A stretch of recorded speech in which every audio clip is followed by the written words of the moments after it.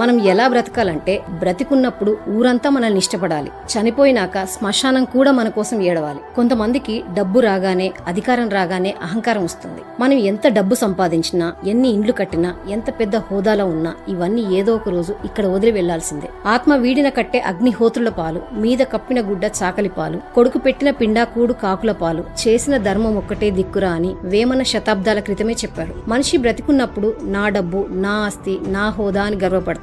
ఒక్కసారి ఆత్మ శరీరాన్ని విడిచిపెట్టిందంటే నీ ఆస్తులన్నిటికీ యజమాని మారిపోతాడు. అయితే దీని అర్థం డబ్బు అవసరం లేదని కాదు, డబ్బు ఉండాలి. నువ్వు బ్రతికున్నప్పుడు గౌరవంగా జీవించాలన్నా, పిల్లల చదువు, నీ కుటుంబం భద్రంగా ఉండాలంటే డబ్బు అవసరం. కానీ దానివల్ల అహంకారం ఉండొద్దు. మనం పోయాక ఈ లోకం మనల్ని గుర్తుపెట్టుకునేది మన సంపద వల్ల కాదు, మనం చేసిన మంచి పనుల వల్ల. అందుకే డబ్బు సంపాదించండి, కానీ దానికి బానిస అవ్వద్దు. ఆస్తులు పెంచండి, కానీ అయిన వాళ్ళని కోల్పోవద్దు. మనం ఎలా బ్రతకాలంటే బ్రతికున్నప్పుడు ఊరంతా మనల్ని ఇష్టపడాలి, చనిపో